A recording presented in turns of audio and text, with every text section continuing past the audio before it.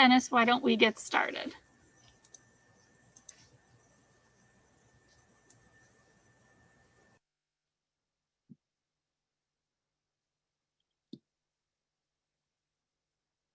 Good afternoon, I'm Dennis Galucki, and welcome to the 401st Imagine Buffalo program and our 22nd virtual lecture hosted by our wonderful Buffalo and Erie County Public Library.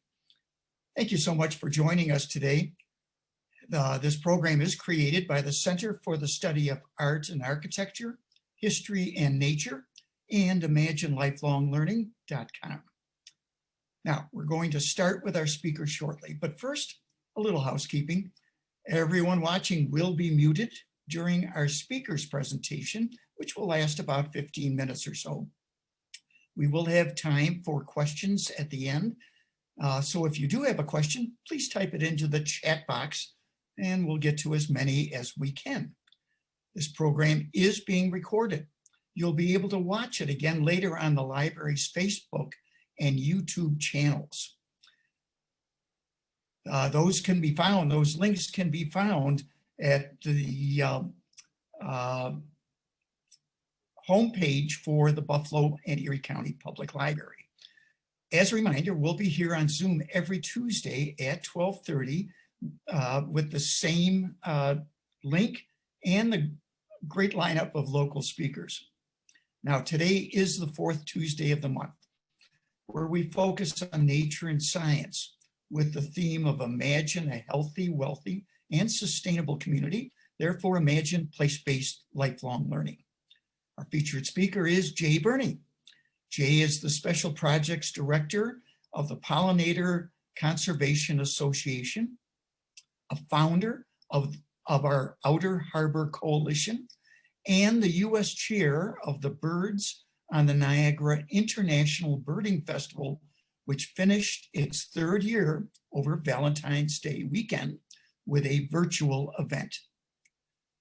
Today, our international communities are facing resiliency challenges due to disease, climate change, habit loss, social concerns, and economic dysfunction. Jay Burney's work focuses on resiliency and the intersections between environment, culture, and the economy. He makes the case that the environment must always be the bottom line, and that our region is a global, hemispheric, and regional jewel whose stewardship is critical if we expect future generations to have a positive quality of life, yours and mine grandchildren. And now let's welcome Jay Burney, who is going to talk about creating a resilient city in the time of climate change. Jay? Hey, thank you, Dennis. Let me get my screen up here. I assume you can see that. Yep. So thank you very much. It's great to be here. My topic, creating a resilient city in the time of climate change. It's a big topic, and there's a lot to do. And obviously, what we have to do is create a foundation, which is a lot of the work that I do. I work for the Pollinator Conservation Association. I'm the Special Projects Director. And as part of that, I've also been chairing and running a recent conference festival called the Birds of the Niagara, which just concluded over the Valentine's Day weekend.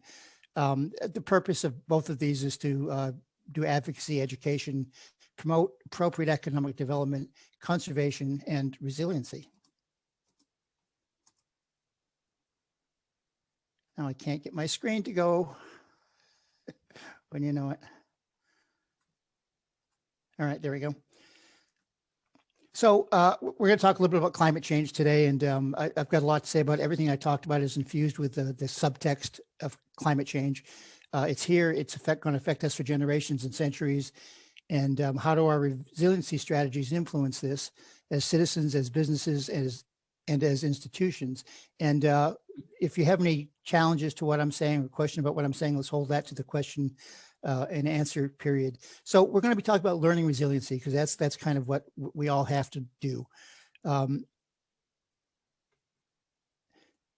our species, in order to survive, our communities in order to survive, and our culture depends on finding and investing in resilient strategies.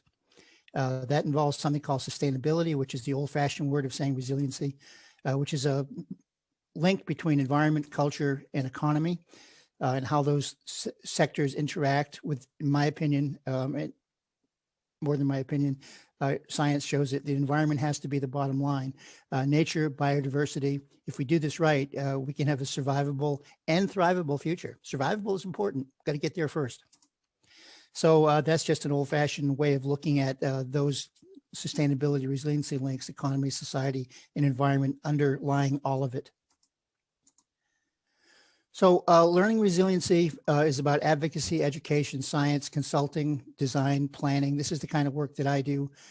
This picture is a group of students from UB working on the Outer Harbor. I do a lot of work in the Outer Harbor. This second picture is a group of us that are actually installing a site. We do science. This is a monarch butterfly that we've tagged with students. Monarch butterflies is an important part of pollinator conservation because they're so iconic. And we just do science with students. PollinatorConservationAssociation.org. You can look us up, a lot of information there. We work with citizen science. Citizen science is really important. It's one of our fundamental aspects of how do we learn to build a foundation for resiliency. Last year, we did a project on the Outer Harbor called the Outer Harbor Fall BioBlitz. And people, anybody with a phone that wants to participate can go and record what they're finding. We do that through iNaturalist. And as you can see in this map on the left, those are all the sites just during a short period of time last summer and fall where people were making observations about what's there. This is, building a resiliency foundation, trying to know what's there, because that area, the Outer Harbor, which we talk about a lot, is often described as vacant, undeveloped wasteland. It's not. These are the kinds of things that we find there. And these are some of the reports that we got in through our BioBlitz. And it's nice database. You can take a picture, it shows you where you found it, when you found it, who the observer was, a lot of great data that comes out of that. So Pollinator Conservation Association also installs sites, designs sites, manages and maintains sites. On the left, that's an Outer Harbor site that we have, the Outer Harbor State Park. We're bringing back some sand habitat. That's an old beach path that we recreated. If you've been to the Outer Harbor State Park, it's not so much beach and sand and wildness as it is parking lot, but we're working on it. We're building a great place there. These are other pictures of other sites that we're working on, and we do this kind of work. That's really part of what we do to build resiliency. As we learn, we're actually installing conservation sites. This picture on the left is a new conservation site we're doing on Grand Island on the West River Parkway. We're having a lot of success. We've been doing this for several years now, and all of our sites are attracting biodiversity, birds, butterflies, native plants. It's just really, the success is right there, and it's working for all of us if we know how to do it, and we're learning how to do it. One of our projects that I've done for a lot of years is Times Beach Nature Preserve. It's on the Outer Harbor. I'll talk about the Outer Harbor a lot today. This picture on the left is a view of Times Beach from the top of City Hall. It's right downtown. It's right across the Buffalo River. It's right on the waterfront. It's an important location. It anchors the Outer Harbor in terms of biodiversity. It's a nature reserve.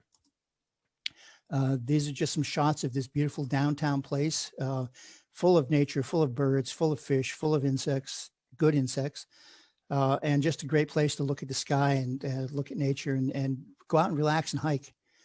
The Outer Harbor is a place that's right on the waterfront. And what you're looking at here is break walls at the top. Those lines of break walls are really important in terms of our resiliency and our contemporary resiliency. But as you can see, there's a lot of green space on the Outer Harbor. The orange dot on the right is basically City Hall, and then all the waterfront green space is essentially habitat. It's not undeveloped, vacant wasteland. It's fragile, but we can make it resilient. So we have a lot of connections. That Outer Harbor connects to the Niagara River Strait. Niagara River goes from Lake Erie to Lake Ontario, and it's habitat all the way up. It's been damaged. It's been changed, but it's a place that we have, for instance, the Niagara River Greenway. We're doing a lot of work in that corridor. And one of the things that we have there is called the Niagara River Globally Significant Important Bird Area. That's a rare designation that makes us recognized around the globe as an important place for birds. We also have a Ramsar wetlands of international importance, which means we have an important place of biodiversity. So important is our area, our biodiversity, our threatened and rare and unusual species. And in the case of birds, sometimes globally significant portions of the whole world population. We have some birds here that are in major proportions at certain seasons migrating. And so this is a corridor that's important for birds. It's similar to the Galapagos, similar to the Everglades, similar to Yellowstone. This is how important we are. We are similar to those places. Why is biodiversity important? It's the basis of biological life, including human life. And biodiversity helps us to create clean water, clean air, healthy humans, a balanced atmosphere. And biodiversity truly, nature truly underpin our economy. And our economy depends on a healthy planet. North America, we're in the Great Lakes. What a wonderful place. We're connected to this area physically, emotionally, spiritually, physically. Let's talk about that. We're right in the middle of this. Great Lakes has 20% of the world's fresh surface water. That's pretty critical. The Niagara River Strait, the picture on the left, runs from Buffalo up to Lake Ontario. And again, that's a focus of a lot of work that I do. We're also connected by watersheds. This map on the right is basically showing the Great Lakes watersheds. All of that water impacts us, and we impact it. Earth is a rare paradise. Look at that. That's where we live. That's an unusual place. We don't know of any other place in the universe that looks like that, that does that. What is it? It's a biological entity. It's a living entity. It's where we live. We may be the only life in the universe. We'll find out if there was life on Mars soon, I hope. But, this is a rare paradise. This is where we live. We have to take care of it. And we're in deep trouble. We have rapidly declining biodiversity. Our insect populations are plummeting. Bird populations are plummeting. All of these resources, natural resources, are plummeting. And these are all fundamental causations of human-created climate change. Let me repeat that. This loss of biodiversity is a fundamental cause of climate change. Here's another connection that we have. All those lines go right to the Niagara River corridor. These are bird migration lines and insect migration lines. We have birds that come and go to the Arctic, that come and go to the Amazon, that come and go to the Caribbean, Central America, Mexico, and the boreal forest on the West Coast. It's one of the reasons we have the globally significant IBA. This is a rough map of that IBA. We don't have enough science to know exactly what the important bird area should be, but we know that they use this whole corridor, and we know that we need more science. We need to learn the resiliency of that area in order to protect birds better and biodiversity.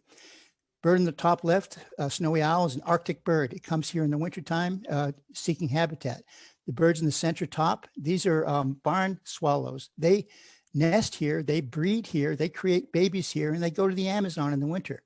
And so in a very real way, what we do here helps protect the Amazon, helps protect the Arctic, because it helps create, defend, and conserve biodiversity.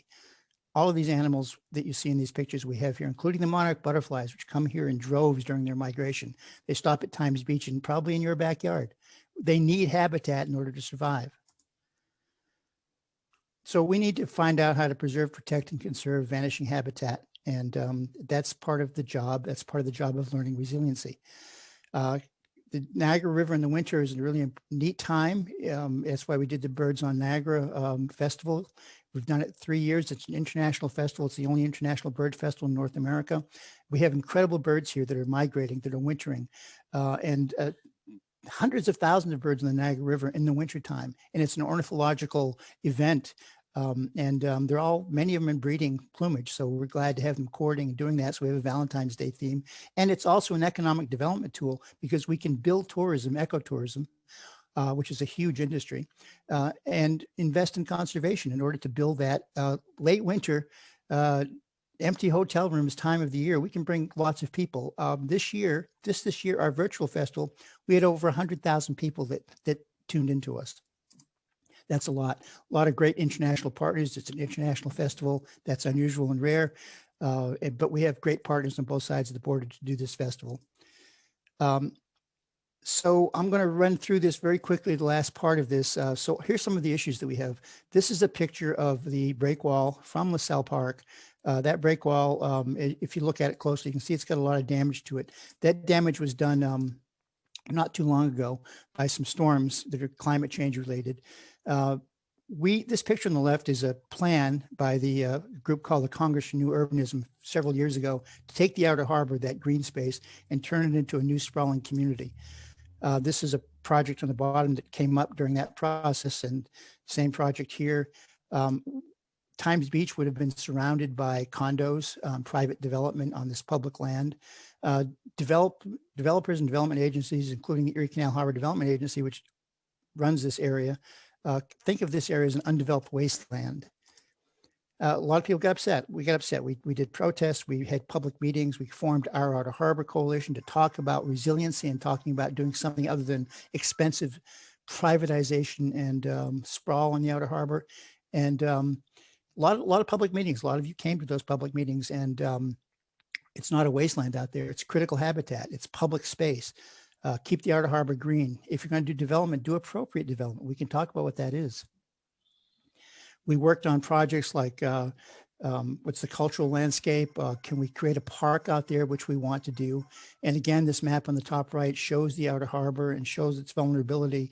And I don't think sprawl on condos is a good place there. It's dangerous. It's dangerous to human life. It's expensive. And we just think that a green resilient strategy will probably benefit future generations economically, socially, and ecologically. It improves our quality of life to have a green resilient space out there. So we had some wins. Erie Canal Harbor Development Corporation sort of came around, instead of doing the condos, decided on a temporary basis, and I say that seriously, to make some green space, and they've done that. But there's still a development agency, and that's their plan is to develop the Outer Harbor at some point once public fever reduces, if that should happen. And it shouldn't happen because it's an institutional failure to let them do this, to have them do this. They also have some interesting visions of what birds are in the Outer Harbor, but that was fun.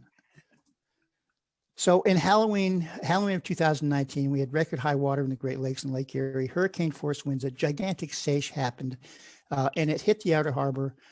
This is just a few years ago now, hit it hard. And not everybody, just picture in the bottom left, there's someone actually out there sailing in that storm. But so there's recreational opportunities even in tragedies, but that storm hit the Outer Harbor really hard. The breakwalls were destroyed all around the city, all and up and down the river, flooding Lake Erie, Lake Ontario, Niagara River, horrible flooding. Times Beach was destroyed by that first storm. Canal Side was flooded by that first storm. I went to Canal Side and watched the water rise 8 feet in about 30 minutes that night of the storm. This picture on the top right is one of the subsequent storms, because we've had 8 subsequent storms that have been major SAAHNs and hurricane velocity winds since then. These are 500-year storms that are happening every couple of weeks, every couple of months at least. This picture is the Queen City Landing site, which is one of the development sites, and it was underwater. This debris right in front of us is at least 5 feet above the land level at Queen City Landing, and it just overtopped that area in Furman Boulevard. So this has been very damaging.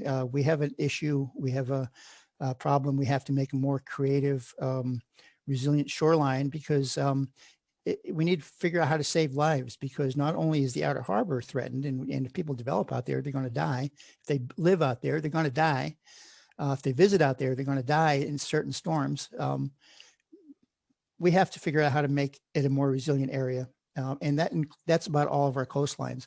Quickly, what a SAAHN is, if you don't know, Lake Erie is shaped sort of like a bathtub. The wind gets blowing back and forth. It's a very shallow bathtub. And so these big wind events push the water. And when these hurricane force winds happen, it just hits our end of the lake and buries us in water. And it happens quite a lot. We have maybe 30 SAAHNs a year, but we've had dramatic SAAHNs the last couple of years like we've never had before, or like we've rarely had before. And then we have winter out there too, which is, if you've ever been to Furman Boulevard during a snowstorm, you know it's life-threatening. I know we're running late, Dennis. I just want to do a few more slides, if you don't mind. We have an institutional failure with our agencies that are in charge of developing. For instance, they announced a new general project plan just during the holidays after a year of dormancy, short public comment period. It's not about being a park. It's not about being resilient. It's about development. And although it looks green, it's not. It doesn't address the issues that we need to have addressed. That's an institutional failure. It's a development agency. They shouldn't be handling this area.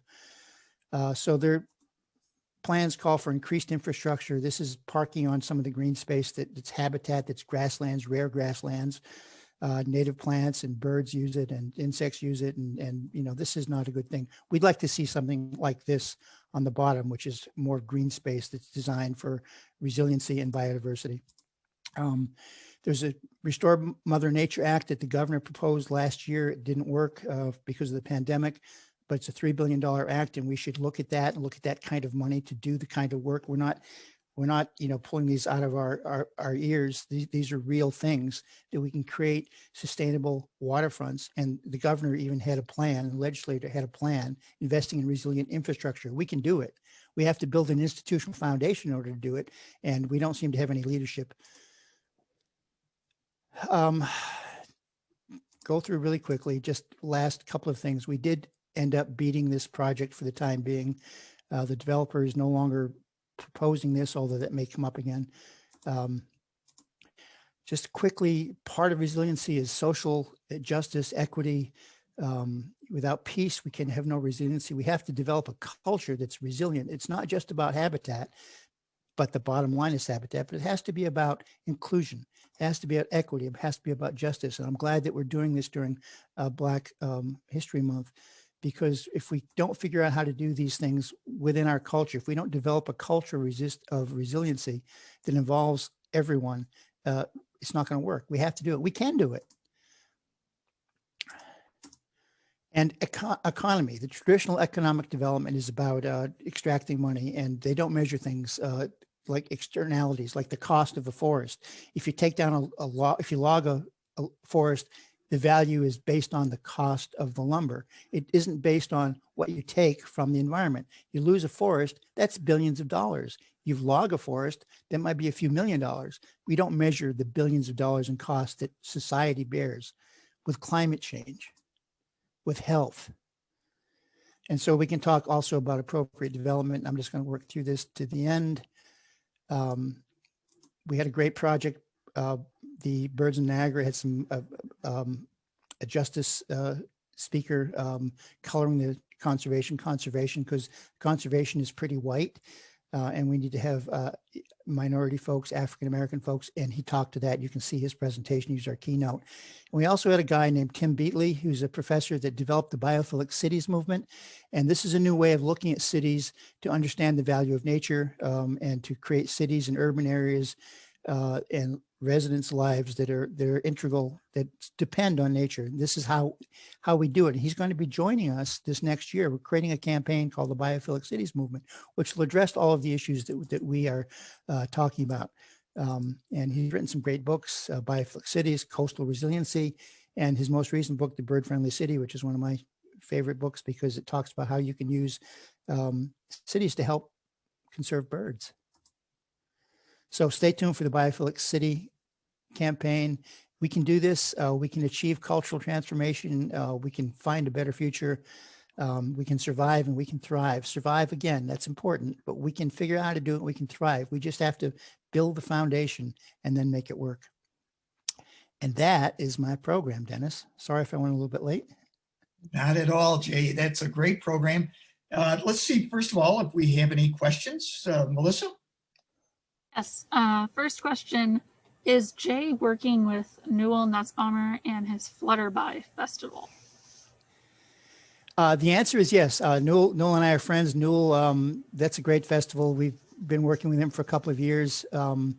So yes, and he was one of our sponsors at the Birds on Niagara Festival and gave us a lot of coverage. So yeah, yes, the answer is yes. Next question, what are your thoughts on the removal of the Skyway and all the various design ideas? Well, it's a complicated question. The principal reason for taking the Skyway down is what? To encourage development. Where? On the outer harbor. That's one of the motivations. So that concerns me. As part of this institutional failure, the state strategy, which ECHDC, Erie Canal Harbor Development Corporation, embraces and DOT embraces. So that's an issue. Now, in terms of its attractiveness, there's a lot of ways to, I think, use that Skyway, including for pedestrians and bikes and greenery. I think that one of the issues with taking it down also would be rerouting the traffic. And that's a complicated thing that hasn't really been resolved or hasn't even been addressed. One of the main alternatives involves putting a road through Tift Nature Preserve. I mean, people say it's not much at Tift Nature Preserve, but what is it? 50 yards or more, and that's not good. And so I have some issues with taking the Skyway down. I think it's an issue that our community has to be more involved with, and I'm concerned about it. I love the Skyway. I love being up there. I understand the Congress New Urbanism, which promoted the idea of putting sprawl in the outer harbor, also promotes the idea of taking down those large infrastructures, those large bridges. So it's a thing, but it's not a conservation thing. I think you kind of answered this question, but just in case, what is the role of the Skyway in preserving the outer harbor? Well, that's a good question. It obviously has its impacts. It's loud, but it's not the loudest thing out there. I've been down at Times Beach during breeding season of birds or amphibians, and you can't even hear yourself talk, one, because of traffic. So noise pollution is really big. Also, concerts at canal sides can be pretty devastating in terms of noise pollution on the outer harbor. So those are anti-conservation moves. They're moving concerts now out to the outer harbor. That's part of the new plan, and that's not necessarily an environmental move. So the main thing that I see now is that if you take the Skyway down, you're going to be potentially impacting Tift Nature Preserve. You're also going to be potentially promoting inappropriate development on the outer harbor. That's one of the intentions of doing it. We've just spent a lot of money fixing it. It's good for another 40 years. So it's a political move, and I'm concerned about it. Those are all the questions in the chat right now. Oh, never mind. Here's another one. Are you familiar with the CLCPA legislation and the second part of that legislation that is trying to get past the CCIA? Yes and no. Maybe there's a more pointed part of that question. That was all there was to it. So. Yeah. Yeah. So Yes and no. I'm aware of it, but I could probably learn a lot more about it. And if you had a question that I could give a more detailed answer to, I would. Jay, let's just chat for a second. Sure. Obviously, economic development is important. So you're going to have a whole bunch of the public wisely saying, let's start from that as the bottom line. What you're drawing our attention to is that, wait a minute, we all live on this planet and there's a changing time, and we better start to come to terms with that changing time. We call it climate change, words like that. How do we, in a lifelong learning perspective, that it isn't just about, oh, I got my degree and I'm done, but that the world we're living on is changing and transforming itself? It almost feels at so many levels. What's the best course for creating dialogue, honest dialogue, where people can hear both sides of the big picture so we can better understand the smaller pieces? In one hand, the outer harbor is a small piece of a global story. That's what you're pointing to with your wonderful graphics. How do you suggest, I'm using the library here, but what other methods? We have so many colleges, universities, corporations that have vested interest in both sides of that coin being discussed. What suggestions do you have?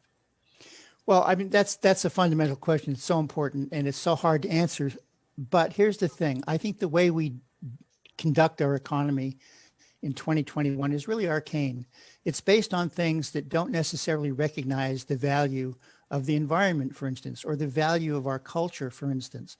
And I say that because they recognize profit over, and I used the term earlier, externalities. So when you measure profit, you measure the cost of the board feet of lumber rather than the cost to the planet and to society of losing the forest.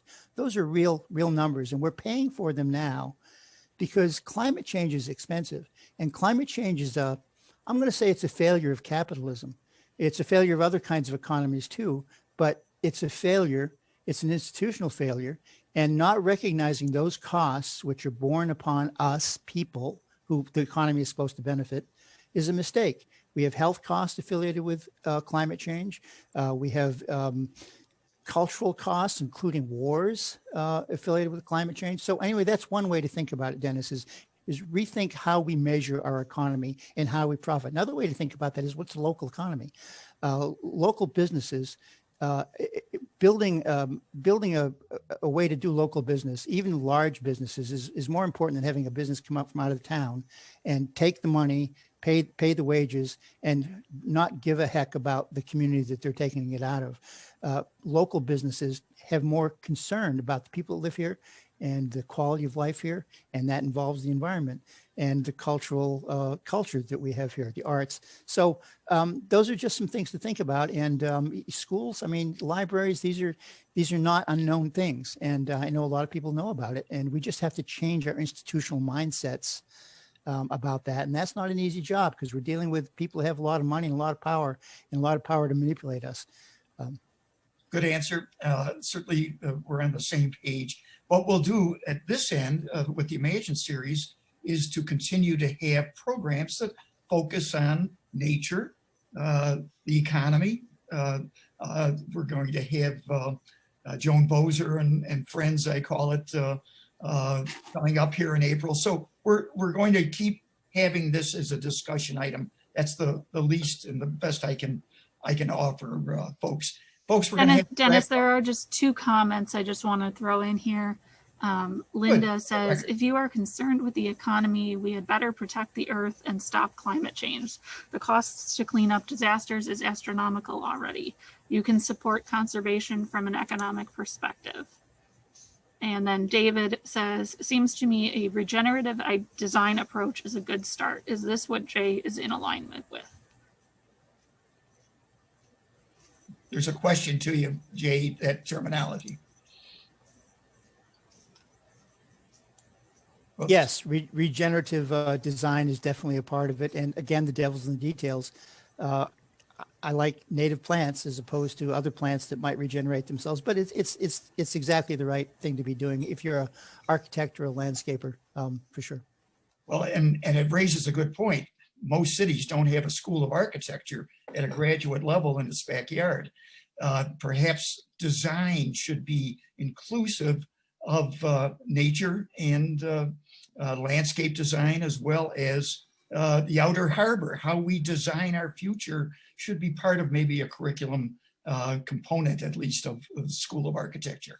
Dennis, I want to go back to Tim Beatley and Biophilia Network and Biophilic Cities. This is exactly what you're talking about. He's a professor of architecture at the University of Virginia, and he's one of the people that started the Smart Growth Network also. So learning to be a biophilic city, a city to not only learn to live with nature, to be a part of nature, buildings, parks, streets, everything is part of what you'll be learning a lot more about as we bring this campaign here. And so, anyway, let's work together to do so. All right. We're going to have to sign off, and folks, join us next week. I thank you, Jay, for a great presentation today, and thank you, folks, for joining us today. Next week, same time, same Zoom link, when we talk with Jane Fisher. She's from Canisius College, and the topic, most timely, envisioning disease, gender, and war, and speaks of women's narratives of the 1918 influenza pandemic. Should be interesting. I'm Dennis Galucki. Have a great afternoon. Be well. Good day.